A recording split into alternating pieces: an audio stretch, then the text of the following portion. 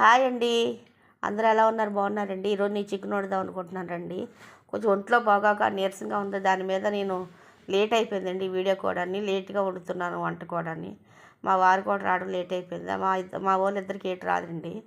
ఉల్లిపాయ, టమాటా, పచ్చిమిరపకాయ అన్నీ కోసుకొని నూరుకొని మిక్సీ పట్టి ఉంచుకున్నాను. అల్లం వెల్లుల్లి అన్నీ కలిపేసి చికెన్ మసాలా, మటన్ మసాలా వేసాను. కారం, ఉప్పు అన్నీ వేసి బాగా కలుపుకొని ఒక దగ్గర పెట్టుకోవాలండి. ఒక 10 నిమిషాలు, ఒక 5 నిమిషాలు ఉంచుకుంటే చాలు.